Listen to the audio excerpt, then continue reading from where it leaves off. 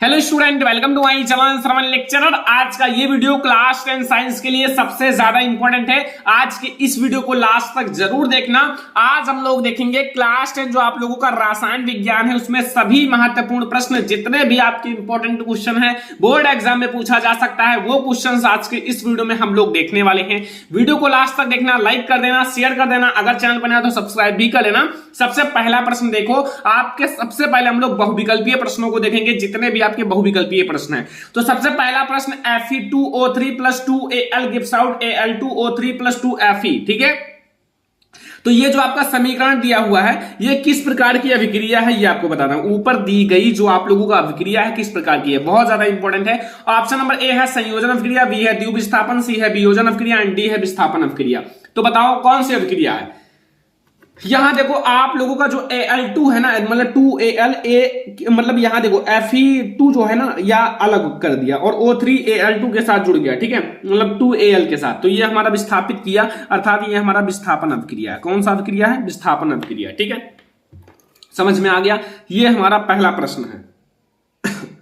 दूसरा देखो, दूसरा नंबर क्वेश्चन में पूछ रहा है कि लौह चूर्ण पर तनु हाइड्रोक्लोरिक अम्ल डालने से क्या होता है, सही उत्तर पर निशान लगाइए। जो हमारा लौह चूर्ण होता है अगर हम उस पे तनु हाइड्रोक्लोरिक अम्ल डालें तो क्या होता है, सही उत्तर पर निशान लगाइए। ऑप्शन नंबर ए है हाइड्रोजन गैस एवं आयरन क्लोराइड बनता है, बी है क्लोरीन गैस एवं आयरन हाइड्रोक्साइड बनता है, सी है कोई अभिक्रिया नहीं होती है एंड डी है आयरन लवण एवं जल बनता है। तो अगर आप लौह चूर्ण को तनु हाइड्रोक्लोरिक अम्ल पर डालोगे तो हमारा क्या होगा कि मतलब जो लोहा है वो क्या होगा, हाइड्रोजन को विस्थापित कर देगा। तो यह हमारा हो जाएगा हाइड्रोजन गैस एवं आयरन क्लोराइड बनता है, ठीक है।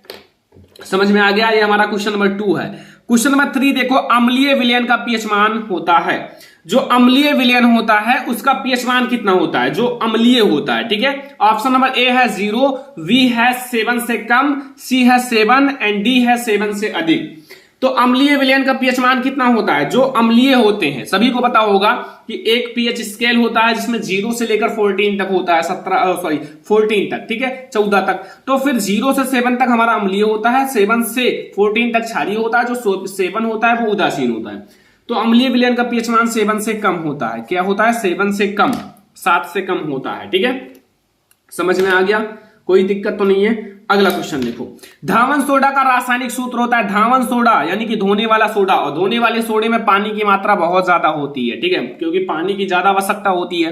तो यहाँ NaHCO3 या V है CaOCl2 एंड सी ऑप्शन है Na2CO3 × 10H2O एंड डी है हमारे पास ऑप्शन है NaOH। तो मैंने बताया कि पानी जिसमें अधिक है यानी कि यहाँ 10 गुना पानी है, 1 गुना नहीं 10 गुना, तो इसलिए हमारा ये हो जाएगा Na2CO3 × 10H2O। ये हमारा राइट आंसर हो जाएगा। ये हमारा है क्वेश्चन नंबर 4, जो कि आप लोगों को बहुत अच्छे से समझ में आ गया होगा। चलो अब हम लोग देखते हैं क्वेश्चन नंबर 5। क्वेश्चन नंबर 5 आप लोग देखो, यहां क्वेश्चन नंबर 5 में क्या पूछ रहा है कि शुद्ध जल का पीएच मान होता है, जो शुद्ध जल होता है उसका पीएच मान कितना होता है। शुद्ध जल का पीएच मान ऑप्शन नंबर ए है 0, बी है 1, सी है 7 एंड डी है 14। तो मैंने आपको बताया है कि 0 से लेकर 7 तक अम्लीय होता है, 7 से लेकर 14 तक क्षारीय होता है, और जो बीच में 7 होता है वो उदासीन होता है, यानी कि शुद्ध जल का पीएच मान 7 होता है। इसका ना कोई स्वाद होता है, ना खट्टा होता है, ना कड़वा होता है, ठीक है, इनका कोई स्वाद नहीं होता है। तो ये हमारा हो गया जो पेयजल का पीएच मान, सॉरी शुद्ध जल का। अगला है क्वेश्चन नंबर 6, पेयजल को जीवाणु रहित बनाने में प्रयोग किया जाता है। जो पीने वाला जल है अगर उसको जीवाणु रहित बनाना है, जीवाणु को दूर करना है, तो फिर किसका प्रयोग किया जाता है। ऑप्शन नंबर ए है CaOCl2, ऑप्शन नंबर बी है NaHCO3, ऑप्शन नंबर सी है NaCl and option number D है NH4Cl। पेयजल को जीवाणु रहित करने के लिए किसका प्रयोग किया जाता है। तो जो पेयजल है उसको अगर जीवाणु रहित करना है तो फिर हम लोग CaOCl2 का प्रयोग करेंगे, ठीक है, CaOCl2 यानी कि कैल्शियम ऑक्सीक्लोराइड का। ओके, समझ में आ गया। ये भी क्वेश्चन बहुत आसान है। क्वेश्चन नंबर 7 है एंटीमनी है। जो एंटीमनी है वो क्या है, एंटीमनी, ठीक है। ऑप्शन नंबर ए है धातु, बी है अधातु, सी है उपधातु एंड डी है मिश्र धातु। तो एंटीमनी जो है वो क्या है, एंटीमनी हमारा है वो है उपधातु। जब मैं आप लोगों को पढ़ा रहा था धातु और अधातु चैप्टर, तो जब मैंने उपधातु पढ़ाया था तो उसमें एक एग्जांपल बताया था एंटीमनी, तो वो अगर आपको याद होगा तो आप आसानी से बता सकते हो, ठीक है। तो एंटीमनी हमारा मिश्र धातु, सॉरी उपधातु है, ठीक है, उपधातु। अगला क्वेश्चन देखो, अगला क्वेश्चन है खाद्य पदार्थ के डिब्बों पर जिंक की बजाय टिन का लेप होता है क्योंकि, देखो ऑप्शन नंबर ए है टिन की अपेक्षा जिंक महंगा है, ठीक है। ऑप्शन नंबर बी है जिंक की अपेक्षा टिन की अपेक्षा जिंक का गलनांक अधिक है, एंड सी है जो टिन होता है टिन की अपेक्षा जिंक अधिक अभिक्रियाशील है, एंड डी है टिन की अपेक्षा जिंक कम अभिक्रियाशील है। तो आप लोगों को मैं बता दूं कि टिन की अपेक्षा जो जिंक है वो अधिक अभिक्रियाशील है, टिन की अपेक्षा जिंक जो है वो अधिक अभिक्रियाशील है, ये हमारा सही हो जाएगा, ठीक है, समझ में आया। ये हमारा है क्वेश्चन नंबर 8, आप लोगों को बहुत अच्छे से समझ में आ गया होगा। तो अब हमारा अगला क्वेश्चन नंबर 9 है कि निम्न में से कौन सी धातु अम्ल में से हाइड्रोजन विस्थापित नहीं करती हैं। आप लोगों को मैंने अभी आप लोगों को पढ़ाऊंगा जस्ट इसी वीडियो में, ठीक है, लेकिन आप लोग याद रखना जो हाइड्रोजन के ऊपर होते हैं वो सक्रियता श्रेणी में वो जो है ना वो आसानी से विस्थापित कर देते हैं, ठीक है, लेकिन जो नीचे होते हैं वो नहीं कर पाते। तो यहाँ ऑप्शन नंबर ए है Fe, बी है Cu, सी है आपका Zn एंड Mg, ठीक है।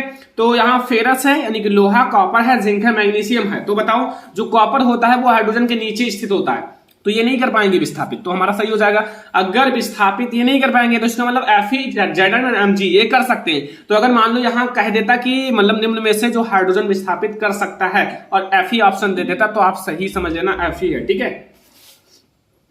समझ में आया जो कहना चाहता हूं। ये हमारा क्वेश्चन नंबर 9 है। क्वेश्चन नंबर 10 देखो, क्वेश्चन नंबर 10 में आप लोगों से क्या पूछ रहा है कि मतलब जो लोहा होता है, लोहे के फ्राइंग पैन को जंग से बचाने के लिए निम्न में से कौन सी विधि उपयुक्त है, सबसे अच्छा है, ठीक है। ऑप्शन नंबर ए है ग्रीस लगाकर, बी है पेंट लगाकर, सी है जिंक की परत चढ़ाकर, एंड डी हमारे पास ऑप्शन है ये सभी। ये हमारा क्वेश्चन नंबर 10 है, ध्यान रखना। तो आप लोग क्या सही करोगे लोहे की फ्राइंग पैन को जंग से बचाने के लिए, तो इस पर हम लोग जिंक की परत चढ़ाएंगे, जिंक की परत, ठीक है, जिंक की परत हमारा राइट आंसर है, ओके। क्वेश्चन नंबर 11 देखो कि निम्नलिखित युग्मों में से कौन सा युग्म प्रतिस्थापनीय अभिक्रिया देता है, मतलब इन चारों में से कौन सा है जो प्रतिस्थापनीय अभिक्रिया देता है। ऑप्शन नंबर ए है सोडियम क्लोराइड विलयन एवं कॉपर धातु, बी है मैग्नीशियम क्लोराइड विलयन एवं एल्युमिनियम धातु, सी है फेरस सल्फेट विलयन एवं सिल्वर धातु, एंड डी है सिल्वर नाइट्रेट विलयन एवं कॉपर धातु। तो इसमें हमारा कौन सा राइट आंसर होगा, ये हमारा क्वेश्चन नंबर 11 है, और इसमें हमारा सिल्वर नाइट्रेट जो है ना वो विलयन एवं हमारा कॉपर धातु, सिल्वर नाइट्रेट विलयन एवं कॉपर धातु हमारा राइट आंसर हो जाएगा, ठीक है, समझ में आया। ये हमारा क्वेश्चन नंबर 11। क्वेश्चन नंबर 12 देखो ब्यूटेनोन में क्रियात्मक समूह है, जो ब्यूटेनोन है ब्यूटेनोन में क्रियात्मक समूह है। ऑप्शन नंबर ए है सिंगल बॉन्ड CHO, बी है सिंगल बॉन्ड OH, एंड सी है हमारा ये सिंगल यहाँ 2 हाइड्रोजन जुड़े रहेंगे, फिर आपका सी फिर डबल बॉन्ड O है, एंड डी हमारे पास सिंगल बॉन्ड COOH। तो ब्यूटेनोन यानी कि कीटोन समूह, और कीटोन समूह में हमारा CO होता है और कार्बन बगल बगल जुड़े रहते हैं, तो ये हमारा सही रहेगा, ठीक है, समझ में आया ना ये क्वेश्चन। अगला क्वेश्चन, एसिटिक अम्ल का IUPAC नेम होता है। एसिटिक अम्ल आप लोगों को इसका फार्मूला पता है CH3COOH, और इसमें कितने कार्बन है CH3COOH यानी कि 2 कार्बन है, और 2 कार्बन का मतलब क्या होता है एथ, क्या होता है एथ। तो यहाँ एसिटिक अम्ल है, ये तो बिल्कुल नहीं होगा। मेथेनोइक में 1 ही कार्बन है मेथ, प्रोप में प्रोपेनोइक में 3 कार्बन है मेथ एथ प्रोप, और एथेनोइक में हमारा 2 कार्बन है, तो 2 कार्बन का मतलब एथेनोइक हमारा सही हो जाएगा, ठीक है। क्वेश्चन नंबर 14 देखो, प्रोपेन का रासायनिक सूत्र होता है, प्रोपेन का रासायनिक सूत्र, ठीक है। ऑप्शन नंबर ए है CH4, ये हमारा मेथेन है, बी है C3H8, एंड यहां हमारा सी ऑप्शन है C4H10, एंड डी है C2H6। तो यहां आप लोगों से पूछ रहा है प्रोपेन, ठीक है, प्रोपेन का हमारा होगा मेथ एथ प्रोप, यानी कि कार्बन की संख्या 3 होनी चाहिए, तो यहाँ 1 है, ये बिल्कुल गलत है, यहाँ 3 है तो ये बिल्कुल सही है, यहाँ 4 है, यहाँ 2 है, तो भैया 3 वाला ही सही होगा, ठीक है, और यही हमारा सही C3H8 सही हो जाएगा, ठीक है। हमारा क्वेश्चन नंबर 14 है। क्वेश्चन नंबर 15 आप लोग देखो, क्वेश्चन नंबर 15 में क्या पूछ रहा है कि मतलब एसिटिक अम्ल में कितने अम्लीय हाइड्रोजन परमाणु हैं, जो एसिटिक अम्ल होता है, एसिटिक अम्ल में अम्लीय हाइड्रोजन परमाणु। ऑप्शन नंबर ए है 1, बी है 2, सी है 3, एंड डी है 4। तो अम्लीय हाइड्रोजन परमाणुओं की संख्या जो एसिटिक अम्ल में होती है वो 1 होती है। कितनी होती है? 1।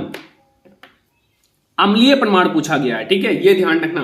क्वेश्चन नंबर 16 देखो, फॉर्मेल्डिहाइड का आईयूपीएसी नाम होगा। जो फॉर्मेल्डिहाइड होता है, फॉर्मेल्डिहाइड का आईयूपीएसी नेम क्या होता है, पता है? फॉर्मेल्डिहाइड का IUPAC name, option number A है फॉर्मेल्डिहाइड, बी है एथेनॉल, सी है मेथेनॉल एंड डी है एसिटिल्डिहाइड। तो फॉर्मेल्डिहाइड में आपका मतलब जो आपका फॉर्मेल्डिहाइड है यानी कि एल्डिहाइड समूह है और एल्डिहाइड में CHO होता है, तो HCHO इसमें हमारा मेथेनॉल हो जाएगा, एक कार्बन रहेगा, ठीक है, मेथेनॉल।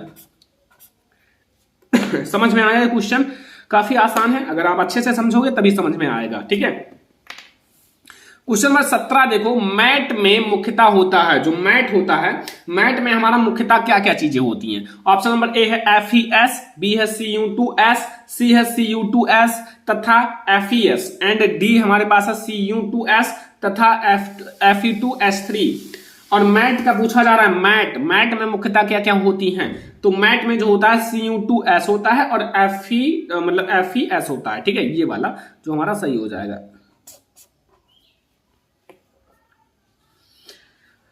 क्वेश्चन नंबर 17 तक आप लोगों को अच्छे से समझ में आ गया। पूरा केमिस्ट्री का जितने भी बहुविकल्पीय प्रश्न है सब कुछ इस वीडियो में है। कोई विलयन लाल लिटमस पेपर को नीला कर देता है, इस पीएच मान संभवतः होगा, इसका पीएच मान क्या होगा? कोई विलयन है जो लाल लिटमस पेपर को नीला कर देता है, उसका क्या होगा पीएच मान? ऑप्शन नंबर ए है 1, बी है 4 एंड डी सी है 5 एंड डी है 10। तो सोचो, अगर कोई विलयन है लाल लिटमस पेपर को नीला कर देता है यानी कि वो क्षारीय होगा, और क्षारीय विलयन का पीएच मान 7 से ज्यादा होता है, तो ना 1 होगा, ना 4 होगा, ना 5 होगा, क्या होगा? 10 होगा, क्योंकि ये हमारा क्षारीय होगा और क्षारीय हमारा 7 से अधिक होता है, 7 से लेकर 14 के बीच में, तो ये हमारा सही हो जाएगा, ठीक है। क्वेश्चन नंबर 19 देखो, निम्नलिखित में से अम्लीय लवण है, अम्लीय लवण में हाइड्रोजन परमाणु पाया जाता है और NaCl ये हमारा लवण है, अम्लीय लवण नहीं है। ऑप्शन नंबर बी है NaHSO4, इसमें हाइड्रोजन परमाणु है तो ये हमारा अम्लीय लवण है, ठीक है। लेकिन Na2SO4 KCN इसमें से हमारा जो ये अम्लीय लवण पूछा जा रहा है, तो अम्लीय लवण हमारा NaH एंड SO4 सही हो जाएगा, ये हमारा अम्लीय लवण है, ठीक है। क्वेश्चन नंबर 19 है ये। सारा क्वेश्चन आप लोग याद करते रहिए और सारा क्वेश्चन नोट करते रहिए, क्योंकि ये सारे बहुत ज्यादा इंपॉर्टेंट क्वेश्चन है। क्वेश्चन नंबर 20 अब हम लोग देखेंगे। क्वेश्चन नंबर 20 लिखा हुआ है कि एथेन का आणविक सूत्र, फिर आप लोगों का C2H6 है, इसमें 6 सहसंयोजक आबंध है, मतलब आबंध पूछा जा रहा है। देखो 1 2 आप लोग देखो समझना, इसमें कितने हैं? देखो आप लोगों का जो मतलब कार्बन के मध्य 1 हो जाएगा और 6 हाइड्रोजन जुड़ जाएंगे। एक तो कार्बन के मध्य हो जाएगा, एक बंध हो जाएगा आबंध, और 6 हमारे हाइड्रोजन जुड़ जाएंगे कि 7 आबंध हो जाएंगे, ठीक है। तो 7 सहसंयोजक आबंध होते हैं, 8 सहसंयोजक आबंध होते हैं, या डी नंबर 9 सहसंयोजक आबंध होते हैं। तो इसमें हमारा 6 तो कार्बन का हो जाएगा और एक कार्बन के मध्य हो जाएगा, तो वो हमारा 7 सहसंयोजक आबंध होंगे। ये ध्यान रखना, काफी आसान तरीके से बता दिया, ठीक है। अगला है, कौन सी धातु ठंडे जल के साथ अभिक्रिया नहीं कर पाती है या नहीं कर लेती है? ऑप्शन नंबर ए है कॉपर, बी है आयरन और स्लेश लोहा एंड सी है मैग्नीशियम जस्ता या फिर सोडियम और कैल्शियम। कौन सी धातु है जो ठंडे जल के साथ अभिक्रिया नहीं कर पाती है? ठीक है, तो वो हमारा है सोडियम और कैल्शियम। ये ठंडे जल के साथ अभिक्रिया नहीं कर पाती है, ठीक है। सोडियम और कैल्शियम जो हैं वो ठंडे जल के साथ अभिक्रिया नहीं कर पाती हैं। तो ये हमारा है क्वेश्चन नंबर 21। देखो केमिस्ट्री के जितने भी आपके क्वेश्चंस हैं इसी वीडियो में आप लोगों का क्लियर हो जाएगा, कुछ नहीं बचेगा केमिस्ट्री में, आपका सारा कुछ कंप्लीट हो जाएगा। अगला क्वेश्चन नंबर 22 है, प्रावर्तनी भट्ठी का उपयोग होता है, जो प्रावर्तनी भट्ठी है उसका उपयोग किस में किया जाता है? ठीक है, ऑप्शन नंबर ए है प्रगलन में, बी है निस्तापन में, सी है बेशमरीकरण में एंड डी है अति शीतल में। ठीक है, तो प्रावर्तनी भट्ठी का उपयोग पूछा जा रहा है, ठीक है। प्रावर्तनी भट्ठी का उपयोग आप लोगों से पूछा जा रहा है, तो प्रावर्तनी भट्ठी का उपयोग किसमें किया जाता है? निस्तापन में, ठीक है। निस्तापन में प्रावर्तनी भट्ठी का उपयोग किया जाता है। ये भी क्वेश्चन आप लोगों को समझ में आ गया। क्वेश्चन नंबर 23 देखो, एलाई यानी कि आपका लिथियम विकर्ण संबंध दर्शाता है। इन चारों में से किसके साथ एलाई जो है वो विकर्ण संबंध दर्शाता है? ऑप्शन नंबर ए है Na यानी कि सोडियम के साथ, बी है K यानी कि पोटेशियम के साथ एंड सी है एल्यूमिनियम के साथ एंड डी ऑप्शन है मैग्नीशियम के साथ। तो एलाई का पूछा जा रहा है, एलाई किसके साथ विकर्ण संबंध दर्शाता है? तो वो हमारा किसके साथ, इन चारों में से किसके साथ दर्शाता है? मैग्नीशियम के साथ, Mg के साथ। किसके साथ? Mg के साथ विकर्ण संबंध दर्शाता है, जो हमारा मतलब Li है, लिथियम। क्वेश्चन नंबर 24 है, निम्नलिखित में से या निम्न में से अधिक विद्युत ऋणात्मक तत्व है। सबसे ज्यादा विद्युत ऋणात्मक तत्व क्या है? तो अगर आप सक्रियता श्रेणी देखोगे, जो सबसे ऊपर होता है वो सबसे ज्यादा विद्युत ऋणात्मक तत्व होता है। ठीक है, ऑप्शन नंबर ए है Zn, और V है Ar, एंड C है F यानी कि फेरस, एंड D हमारे पास है Br। तो हमारा F सही हो जाएगा, F सही हो जाएगा। ठीक है, क्वेश्चन नंबर 25 है कि यूरेनियम है, जो यूरेनियम है वो क्या है? ऑप्शन नंबर है क्षार धातु, बी है रेडियो एक्टिव, सी है अधातु, एंड डी है गैस। तो ये हमारा लास्ट ऑब्जेक्टिव है 25 नंबर, इतने से बाहर कुछ नहीं आएगा, ये बिल्कुल याद रखना। तो यहाँ हमारा जो यूरेनियम है वो एक रेडियो एक्टिव तत्व है, धातु है, तत्व है, कुछ भी कह सकते हो, तत्व है। ठीक है, तो ये आप लोग ऑब्जेक्टिव जितना बताया गया उसको कंप्लीट कर लेना। अभी हम और अभी आपको क्वेश्चंस बता रहे हैं, लेकिन ये ऑब्जेक्टिव आप लोग बिल्कुल कंप्लीट कर लेना। ठीक है, इससे बाहर आप लोगों का ऑब्जेक्टिव में कुछ नहीं आएगा, ये ध्यान रखना। अब हम लोग बहुत ज्यादा इंपॉर्टेंट क्वेश्चन देखने वाले हैं। क्वेश्चन नंबर फर्स्ट, थोड़ा सा ध्यान रखना, मैं ज्यादा क्वेश्चन नहीं लाया हूं, लेकिन जो बहुत ज्यादा इंपॉर्टेंट है वो बता रहा हूं, और भी क्वेश्चन आप याद करते रहना। धातुओं की सक्रियता श्रेणी क्या है? जो धातुओं की सक्रियता श्रेणी है वो क्या है? हाइड्रोजन से अधिक सक्रिय, दूसरा कम सक्रिय, ऐसे एक एक धातु का नाम लिखिए, एक एक धातु का नाम लिखना है। ठीक है, सबसे पहले हम लोग समझेंगे धातुओं की सक्रियता श्रेणी। धातुओं की सक्रियता श्रेणी जो होती है विद्युत रासायनिक श्रेणी, वह सूची है, मतलब विद्युत रासायनिक श्रेणी इसे कहो या फिर सक्रियता श्रेणी को, दोनों एक ही बात है। ठीक है, वह सूची है जिसमें धातुओं की क्रियाशीलता, क्रियाशीलता का मतलब होता है कि मतलब जो सबसे अधिक अभिक्रियाशील उनको ऊपर, ऐसे नीचे, फिर उससे कम, ऐसे नीचे जो सबसे कम होगा। ठीक है, तो क्रियाशीलता के अवरोही क्रम, अवरोही क्रम का मतलब घटते क्रम में। ठीक है, घटते हुए क्रम में, सबसे पहले सबसे बड़ा, फिर उससे छोटा, ऐसे सबसे छोटा, सबसे नीचे। ठीक है, तो वो होता है अवरोही क्रम में व्यवस्थित किया जाता है। विस्थापन के प्रयोगों के बाद निम्न श्रेणी को विकसित किया गया है, उसे हम लोग सक्रियता श्रेणी या विद्युत रासायनिक श्रेणी कहते हैं। जैसे मैं आप लोगों को यहां बता देता हूं, ध्यान से समझना,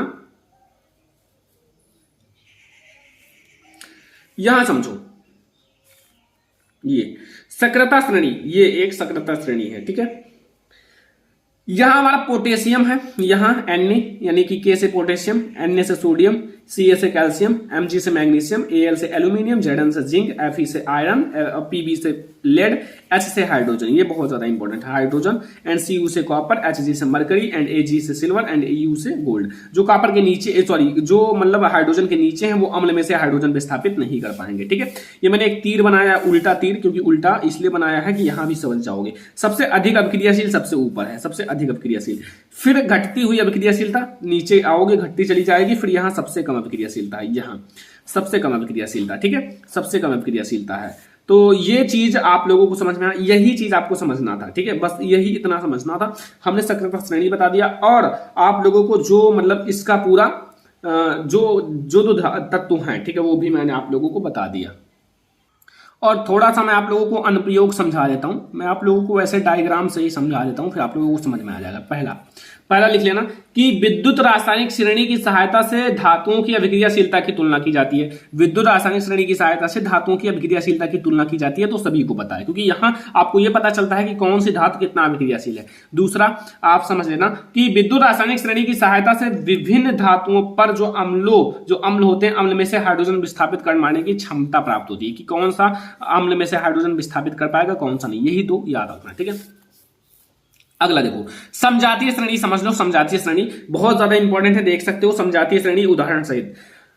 कार्बनिक यौगिकों का वह समूह जिनका सामान्य सूत्र एवं क्रियात्मक समूह एक जैसा हो, ठीक है, एक जैसा, चाहे वो उसका क्रियात्मक समूह हो या समान सूत्र हो, जैसे समान सूत्र हो या फिर क्रियात्मक समूह एक जैसा हो, एक चीज है। ठीक है, तो उसे समजातीय श्रेणी कहा जाता है, उसे समजातीय श्रेणी, तथा उनके सदस्यों को समजात गण कहा जाता है, उनके जो सदस्य होते हैं उनको समजात गण कहा जाता है। ठीक है, जैसे मेथेनॉल में OH समूह, एथेनॉल में OH समूह है, तो ये हमारा क्या है, समजातीय श्रेणी है। मान लो हमने मेथेन लिखा, मेथेन में हमारा क्या होता है, CH4 होता है, और एथेन लिख दिया, एथेन यानी कि C2 एंड H6 होता है। ठीक है, यानी कि आपका यहां मतलब 2 गुना, ठीक है, CnH2n एंड +2, इसी पर रख लो, 2 कार्बन रखोगे तो 2 हो जाएगा, 2 2 4 6। ठीक है, ये हमारा एथेन है, बस हो गया। तो ये भी एक समजातीय श्रेणी है, समजातीय श्रेणी। ठीक है, इनके जो क्रियात्मक समूह है वो समान है, और समान सूत्र इसका समान है, इनका क्रियात्मक समूह समान है। ठीक है, लक्षण पहला, सभी सदस्यों को एक सामान्य सूत्र के द्वारा प्रदर्शित करते हैं। सभी सदस्यों को एक सामान्य सूत्र के द्वारा प्रदर्शित करते हैं और सभी सदस्यों का एक ही क्रियात्मक समूह होता है। मतलब जो भी इनके सदस्य होंगे सभी का एक ही क्रियात्मक समूह होगा। ठीक है, प्रत्येक क्रमागत सदस्यों के अणुसूत्र में CH2 का अंतर होता है। CH2 का अंतर मतलब CH4 में और यहाँ C2H6 में कितने का अंतर है? CH2 का अंतर है, तो वो भी इसी का है। और किसी एक सदस्य के गुणधर्म के आधार पर सभी 10 सदस्यों का गुणधर्म पता लगा सकते हैं। मान लो ऐसे लाइन से सभी के एक ही लाइन में सभी का है तो एक का पता लगाओ, सभी का गुणधर्म पता लग जाएगा।